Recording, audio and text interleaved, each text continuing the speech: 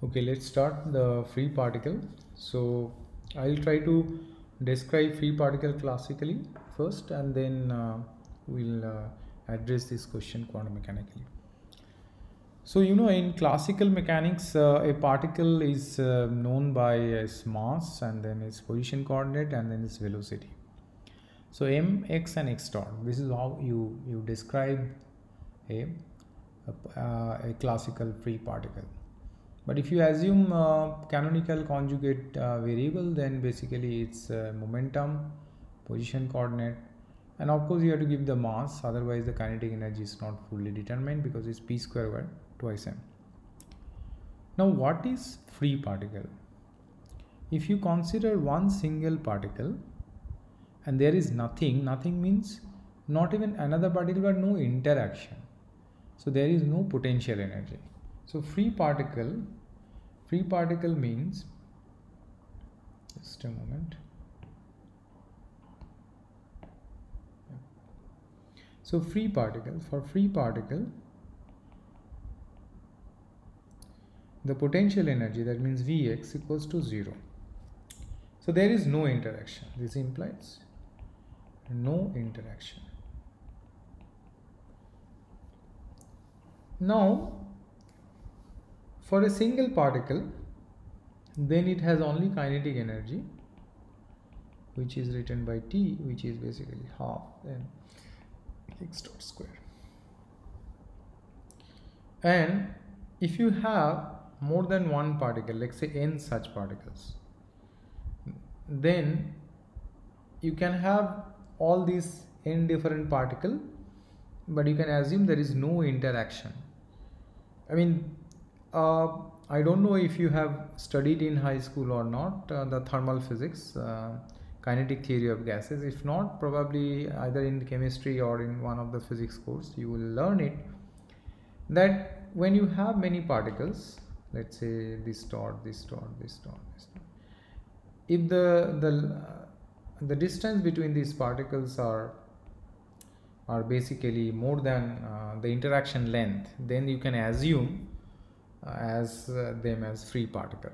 So Maxwell and Boltzmann, when they derived those their distribution of free particle, and then it was done in actually in the field of thermodynamics, because they wanted to show that temperature plays an important role and determine the energy, and if you know the temperature, you can somehow predict the energy of the system, the kinetic energy of the system. But the basic idea was that their description were the n free particles, so there is no interaction between the particle. The only energy of those particles were actually coming from the kinetic energy. And if you want to go to the quantum description, then you have to write down this T, which is p square over 2 m. But now in quantum mechanics, what will happen? This will become an operator, T hat, this will also become an operator. And once it becomes an operator, so P is basically, so 1 over 2 m is given, and then P is minus I h cross del x. Then you take a square. So you have to operate this twice. So the quantum description comes with an operator representation, and then the Lagrangian is basically this one, and for many particles there is a summation over n. And this you can also see that basically energy, which is the kinetic energy here, is nothing but the summation. I mean, if you just think of only one direction, that is the x direction, it is h square over 2 m and del px square del x square. So that is basically p square. And I will give an analogy of this this particular description with something that you already know, you studied in high school. That is the wave equation. So wave equation is equation. So there is this thing and this thing is a little bit decoupled, but there is a reason why I am describing this. And the wave equation tells you that this is a second order differential equation, and this equation, the the spatial part of the derivative is related to the temporal part of the derivative, and the coefficient gives the velocity of light. And one of the solution of this equation is this one. Even if you don't understand this equation as a wave equation, you can just think of it as a second order differential equation, and a naive solution is basically psi, which is a exponential I kx minus omega t. Here this omega is basically called the angular frequency, which is basically c times the kk is the wave number, and this wave number is also related to the momentum. So momentum is h cross wave number. This is how it is defined, and any linear combination of this solution is also a solution. This is this is true principle of superposition. This is also a solution. So this is little bit decoupled. I'll come back to this because when you describe the free particle in quantum mechanics, we'll see that the Schrodinger equation that we'll get is very similar to this one. This is why I just recapitulate this one, that this is the wave equation, but this equation was done in electrodynamics, and in electromagnetic field is basically photon, and you know photon is massless. So this is massless. But we'll see that in quantum mechanics, the single particle or free particle description, it can be massive also, but you get similar kind of equation. So let us go a little into the equation, which is called Schrodinger equation. Schrodinger equation is, as I told you before, it is like Euler-Lagrange equation, but it is for quantum mechanics. The basic structure of the equation is H psi equal to E psi. Sorry, I forgot to put the cap here. So this is the operator representation, H dagger, and then this is a psi equal to E psi. This is an eigenvalue equation. So this is an eigenvalue equation. Eigenvalue equation. And the operator representation of H is basically IH cross del del T, and operator representation of momentum is minus IH cross del del X. I am considering only one coordinate as direction. For others, you can just add del del Y and del del Z. So now, if I write down this equation, let's say with using the first operator, then H can be replaced by this one, and then you get this IH cross del psi del T. But if you think of the energy is outcome of the operator p square minus by twice m that I just did, used before. So then this portion can be also written by another operator representation, H cross square by twice m del 2 psi del x square. So this description that you see here, this is a temporal part, and this is a spatial part,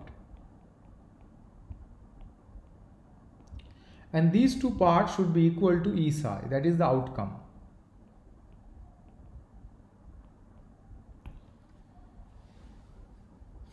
So how you can satisfy these two conditions at the same time? That means there are two equations. One is the temporal equation, which says this equal to E psi, and then the spatial equation which says this particular H cross square over twice m and del 2 psi del x square equals also E psi.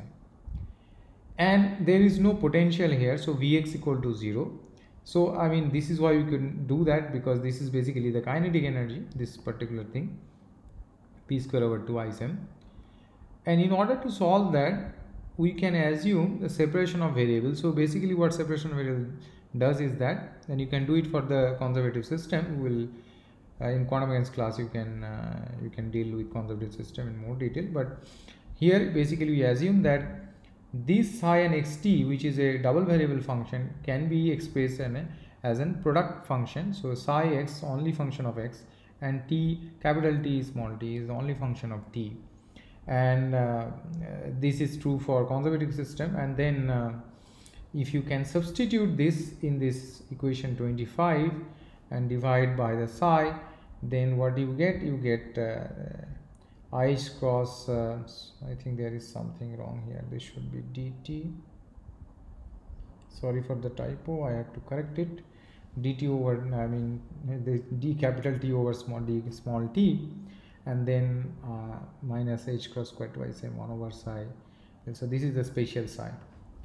So let me write this equation separately because I wrote it wrong there. So I h cross 1 over t dt, if you see it become d because it is only explicitly depending on the time, equals to e,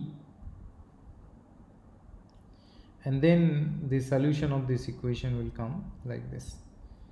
So this is exponential minus et over h cross. Now if you see, when e is real, then this solution has no problem. I mean, you can calculate the probability and everything will come as a real number. But if this is complex, e has some complex, that means there is some imaginary part. So let's say e has a part of, let's say, e real plus I e imaginary. So if you substitute, then there would be in a part exponential minus I is minus 1, so plus ei t over h cross.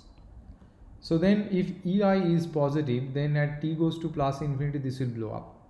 If ei is negative, then t goes to minus infinity, this will blow up. So this would not be a feasible solution. Why? Because if you remember the postulate, one of the main postulate of this was unitarity should be restored, the total probability should be 1. So if the wave function is blowing up, then total probability cannot be conserved to 1, and this is why it is not a suitable practical solution. So you should remember this, that says the E has to be real. And in quantum mechanics course you will learn that for that the operator should be Hermitian, the Hamiltonian should be Hermitian, and maybe in the tutorial it can be discussed by TS. Now we concentrate on the spatial part. The spatial part can be written like this, which exactly like this wave equation, and then if p, if you can replace basically p basically square root of twice me, and the solution can be again as 1 over exponential px over h cross, and if e is negative, then p would be imaginary, and the solution will again blow up at x equal to plus infinity or minus infinity.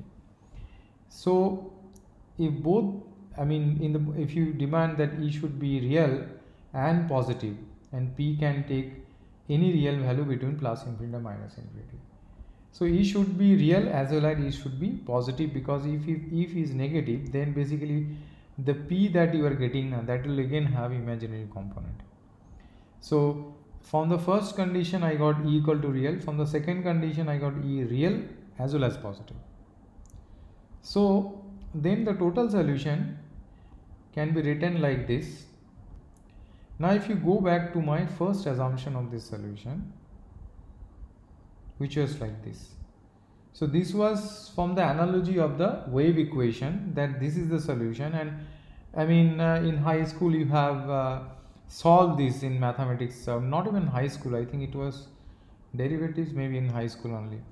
Yeah, but you have solved this in high school in mathematics courses. I mean, this is the Anzac solution, and then you put back and you satisfy the equation, and then you say, okay, then it's a good solution. Then you put the boundary condition and calculate the amplitude and the wave numbers and whatnot. So this was an analogy. This was an analogy, and this was this is kind of separation of variable and a little more detailed treatment, and you ended up getting same solution. So this solution has two exponential part. One is with px and another is et, and you can describe as one as the spatial solution and another is the temporal solution. And if you substitute this here, then you can calculate h psi. H is this one, and you can get p square over twice m, which is e. You can do the temporal part also, that I h cross del del t, again get e, because I h cross del del t of psi xt. There is one more problem here. This should be capital psi, and you will have to correct it. So then again you get the e psi here. So both the ways you can get that. So it satisfies the equation that you start with, which is this one, equation 25. So this is a solution, and as I said, wave functions are basically are not a, I mean, if let's say this functional form is a solution of that equation, then if you multiply it by any amplitude, it is again solution of that wave function, and any linear combination of that is also in solution. So you can have superposition, principle of superposition, you can have a solution because which is the linear combination of all those. And this property of superposition principle of superposition will be really useful later in various cases, and especially when you deal with eigenstates, and I'll come back to those in 1D potential and as well as many other 1D problems or maybe 3D problems. So each of these amplitudes can give the mod square, can give you the probability density, and if you can normalize and you get the wave function like this. So let me go to one small problem of normalization of free particle wave function. Please listen a little carefully here. So plane wave can be described. So plane wave amplitude, if you see the psi x and t, it was a, then exponential I px minus et over h cross. So this was the wave function, and if you calculate the probability density, that is psi star psi, it just cancel, it becomes mod a square. Now this mod a square, if you integrate over space and time, minus infinity to plus infinity, this will give you infinity. So again, the total probability is not finite. So this is not finite. Forget about 1. This is not finite. That is because, let me draw it here, that if you draw the amplitude diagram of this wave function, this is a cartoon diagram. So what I'm trying to say is that the amplitude is independent of space and time. Don't go by my drawing, I'm very bad at this, but this a and this is also a, so this is also a. So the wave function is not diminishing, is not dying actually. So that is the problem of the field, because there is no interaction. Without interaction you will never die. Even it's true for a human being also. This biological reaction and those things actually let you die. If there is no reaction, you will be static. Like if you see, I mean, the heavy metals like gold and all, I mean, they are almost unperturbed because there are very little reaction. The oxidation is very less, so they last for long. Anyway, so then how do you normalize? Because I have to satisfy this unitarity condition, right? That total probability should be 1. Where is that? Yeah, this is the most important. Even if you go to quantum field theory, you have this condition. So how do you do that? So I mean, humans are generally very clever actually. This is why, I mean, from Stone Age we came to the age of AI. So I mean, if you cannot do the integration from the minus infinity to plus infinity, you can do it from, let's say, plus L to minus L. So I told you the problem. So this is what is written, that this is basically, I need it's with 1, but it is diverging. So what I do, I say that I'll put in condition. So I consider a box, say it's a one-dimensional box, and let's say the wave function is, don't go by the drawing again, let's say this is plus L by 2, this is minus L by 2. So I'll try to normalize within this box, and when you do normalize in this box, then AP would come as 1 over square root of L. This is to get the phi, because normalization is always in your hand, things are relative, so you can normalize such that you get a finite value. Now what you can do I mean after this one is that, if you remember, we talked about the expectation value, which was the way we are measuring the observable. So x hat is this one and p hat is this one. So we will apply now with the free particle wave function. So let us do it. So x hat, let me just zoom it here. Yeah. So it is psi x t star x and then psi. So if you put it, there will be because it's psi star, there is a minus sign. Here it is plus sign, and here this x is the multiplication x. and you see this part and this part, if you multiply it, you get 1, and AP square is already normalized, so integration over AP square dx will give you 1, so you land up with x. So expectation value of a free particle is x. Now it sounds very foolish if you are encountering quantum mechanics at the first time. Even as a student I felt that. I mean, what is this? You are talking about x as an operator and you are getting outcome also as an x.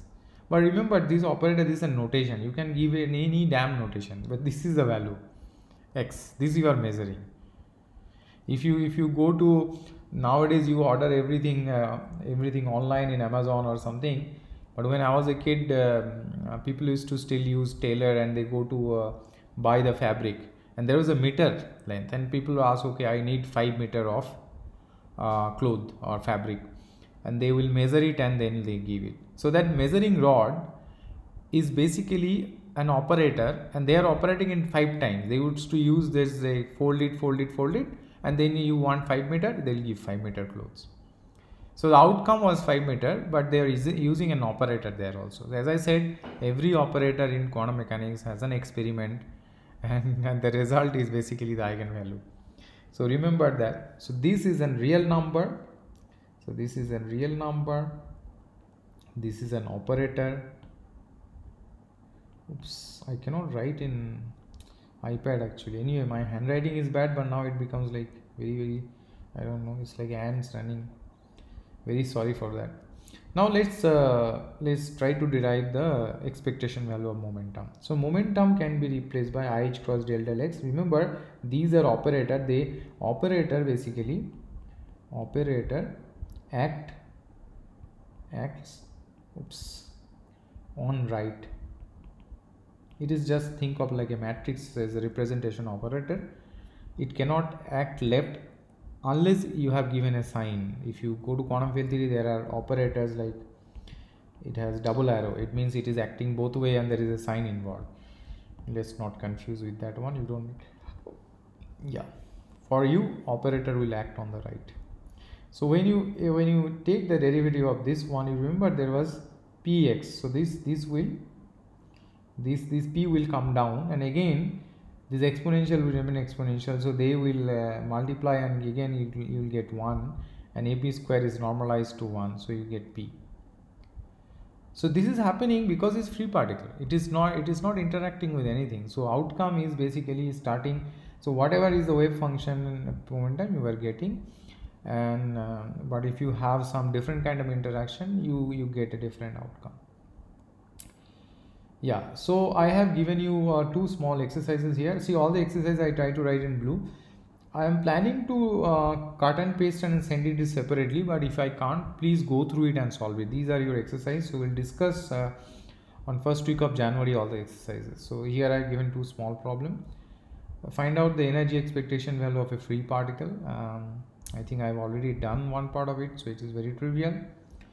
And this is, I think I want you to plot it, right?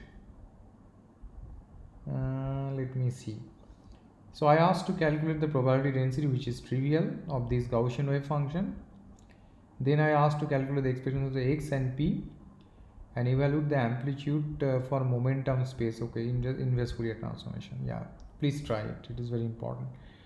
So yeah, let me stop here. Otherwise, again, it will be a problem to upload the video, and we'll start particle in a box in the next lecture.